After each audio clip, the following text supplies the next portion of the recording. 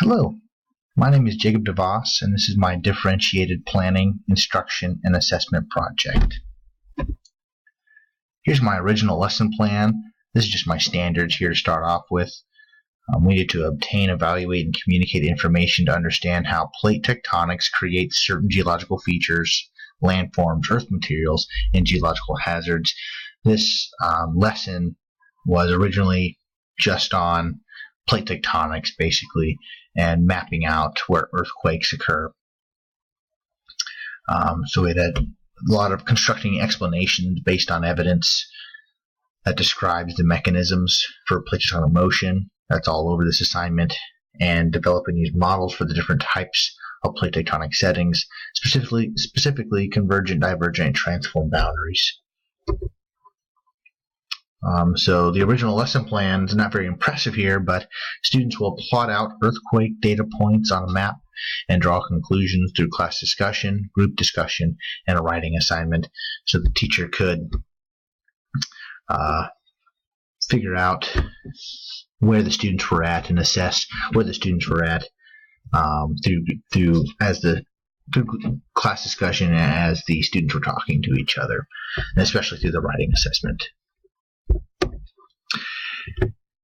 So here's the main idea. The students basically had to take all of the longitude and latitudes and plot them out on the map to the right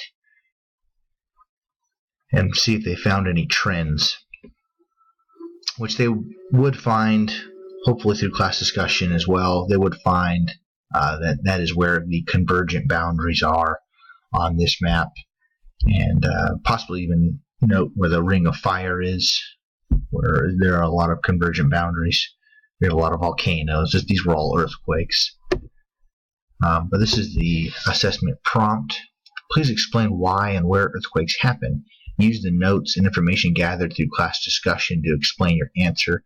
4 to 5 sentences required. And the teacher could look at this as well and understand and assess where the students were at. But that may not be immediate. It might take some time, but this is the original lesson plan. Modifications I made to the lesson plan. Here's the overview of modifications. And they're numbered 1 through 5, and we're going to see those numbers appear as we go through the slides. They should be keeping up with each other. So I included a Kahoot pre-assessment, a 10 by 10 area of interest, and that 10 by 10 area of interest is just talking about, let me go back here, it's just talking about a 10 by 10 blocks, 10 by 10 blocks area that students would choose depending on what they were interested in. We'll talk about that here in a little bit. Number 3, questions about that 10 by 10 point of interest. Number 4, scaffolding and differentiation included for all levels of learning. And then a Kahoot post assessment. So we'll be getting into all these coming up here. There was no post assessment. Well, there was a post assessment. There was no pre-assessment, post assessment that matched up like this one does, and there was no pre-assessment at all in the original. So that was an awesome modification. And there was no point of interest. They had no say-so throughout the entire original lesson plan. It's getting a little bit into my rationale, but we'll go over that at a later time here. So number 1, Kahoot pre-assessment. I had a set of 10 Kahoot questions. By the way, Kahoot is an online resource that teachers can use where students will answer questions on their phone, and they'll send the answer that they put in to the board that the class can see. It's an interactive quiz, basically. And then the teacher can talk about it with them, and everyone got it right. The teacher can get immediate feedback. If everyone gets it wrong, the teacher gets immediate feedback for that.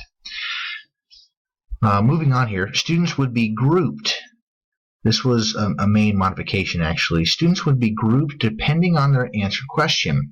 So if a student scored 7 or above, they'd be placed in a certain group, and if they scored 6 or below, they'd be placed in a different group. These weren't literal groups. They weren't sitting around a table if they scored this amount.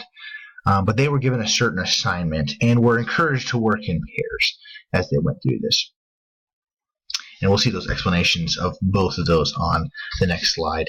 In addition, ELLs were provided a more scaffolded assignment with the same content, just more direction, and I'll get into that in a little bit. So here is some modifications made. If the students scored a 7 or above on the pre-assessment Kahoot, these students were given the opportunity to replace 2 of the earthquakes with any earthquake of their interest. And if they scored a 6 or below, these students were given the opportunity to collect additional aids in completing the assignment. So if you scored 7 or above, you were allowed to pick any 2 that you that you weren't interested in, and erase them off your map basically, and then look up whatever you wanted to. Any 2 that were in your interest, that were maybe close to a certain point of interest. So that was kind of like a little nugget for the people who scored very, very well. It's like a prize. And then for the 6 or below, they were given additional aids, and we'll see those additional aids coming up. And all students could have taken up the additional aids, but we'll see those coming up here. So number 2, the 10 by 10 area of interest. Students were allowed to choose a 10 by 10 area of interest that they would answer a set of questions about and need to highlight the vocabulary terms, tectonic plates, boundaries, direction of plate movement. Must include at least 1 boundary. So it's very important that they're able to talk about and definitely answer questions about tectonic plates, boundaries, direction of plate movement by looking at a map and all that. But this gave them the ability to choose any portion of the map they were interested in and talk about that. So if they were interested in maybe a place that they were from, their parents were from, their grandparents were from, maybe a place that they wanted to visit one day, they could have chosen that area on the map and talked about it in the questions to follow. But I also wanted to include at least 1 boundary in their area. Just in case if they're interested in a certain area they didn't have any boundaries, I didn't want them to try to include a boundary with their area of interest. Number 3, questions about the point of interest. So this would directly relate to what they were interested in, as they had control over what they did. So why did this interest you? What kind of boundaries are in your area, and explain the amount of earthquakes? What depth of earthquake can be expected in your area? What was the last significant earthquake in that area? And what kind of landforms can be expected there? Think about the kind of boundaries. That'll tell you the kind of landform. So students should be able to answer these questions by the end of this assignment. Number 4, fourth modification made. These are more general. There's not really only like the 4th modification made, but just general modifications. So scaffolding and differentiation included for all levels of learning. So if a student scored 7 or above on the pre-assessment, they were challenged to look up more information, as we already talked about. If the student scored 6 or below, they were given more aids to accomplish the same goal. And then we'll look at these aids coming up here. And then the lower proficiency ELL students, the English language learners, are given an appropriate assignment that accomplishes the same goal and allows students to obtain the same information. So I want to talk about that for a second. It's one of the main driving forces of this assignment, this last bullet point here. I'm going to quote Jennifer Himmel, which states that it is important to not equate limited language proficiency with limited cognitive ability. Just because a student is learning this as learning English as their second language and has trouble communicating doesn't mean that they should be treated like they are cognitively at fault or less than. So I want to make sure I was giving them the same content that I was giving everybody else. So I think we did that successfully here. We're going to keep going here. So these are the informational aids for students that scored 6 or below, or for the ELLs, and honestly for the 7 or above. Any student could grab these, but it was sort of part of the lesson that students who scored 6 or below would grab these, and they should help out with just some smaller things, some bigger things. So here's an example of latitude and longitude and how they work around the globe. And then here's some examples of magnitude and how often they occur. That just to kind of tell them what that means, what really does magnitude mean. Here's an example of how to plot out points. So not just the 6 or below students took this, more than that, took this aid. And especially this aid, just about all students took this aid. This just tells you which way the plates are going and whether it's convergent, transform, or a divergent boundary. So basically all students took this aid. So this is the ELL assignment modification. In addition to the student informational aids, ELL students would complete the following assignment. Please label latitude and longitude on the map. Pick any 5x5 area on the map that you are interested in and highlight it. If it's a 5x5 area, I didn't want to overwhelm them. I want to give them the same content, but maybe lessen it a little, just a little bit. Number 3, draw the boundaries, lessen the cognitive load, that is, not the content. Number 3, draw the boundaries that occur in your area with a color code with an example below. Number 4, plot out all data points with an example there to the bottom right. Number 5, why did you pick this 5x5 area? I wanted them to tell me about their interests. Number 6, did the amount of earthquakes surprise you? Number 7, did the magnitude of earthquakes surprise you?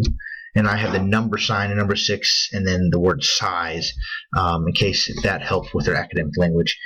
And then number 8, what kind of boundary did your area have? And then the last modification was the Kahoot post assessment. Same Kahoot that was done at the beginning of the activity will be done at the end of this activity. This will show the teacher and the students how much improvement occurred and gives immediate feedback for both the student and the teacher, which is fantastic. Students can tell that they've learned something when they go back into the Kahoot post assessment, and they feel good about their capabilities. And I just really like doing the Kahoot pre and post assessment. So the rationale for modifications, and I've been talking about some of these as we've been going along here, but the Kahoot pre-assessment and Kahoot post-assessment, I'd like to talk about what I learned from Lee and Buxton's Diversity and Equity in Science Education Research Policy and Practice, that having assessments often is very, very important for the teacher, not only the teacher, but for the student.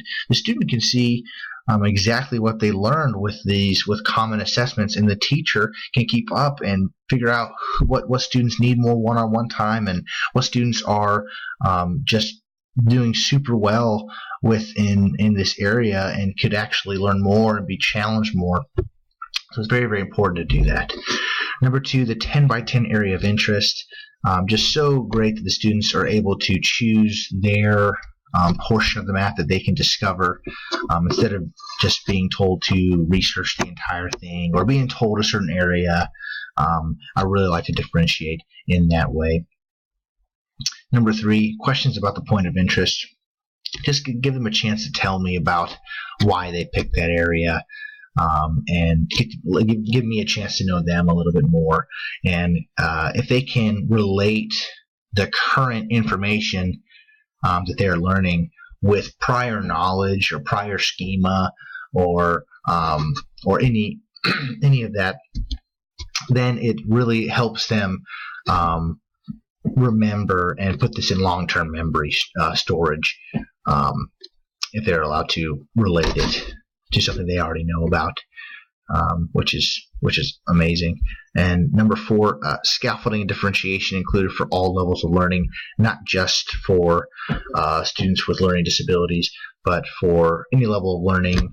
And even if they scored 7 or above, they could have grabbed the aids and all that. Here's a student example. They use the color code here. Here's the student's answers for the questions. And here's my annotated bibliography. So from Nutta Bautista, I did in teaching science to English language learners how important it is to bring cultures of the students. So when we bring in these cultures, it's fantastic that and I know I'm not reading on the slide here. This really goes back to a previous slide, but the students are able to relate current information with prior schema. It's just awesome. And this book gave me strategies for teaching and understanding the ELL. I particularly enjoyed reading the 5 principles for creating effective second language learning environments. And here's Wires made it clear that academic language is different for each content. And Shanahan and Shannon proposed a varying level of literacy.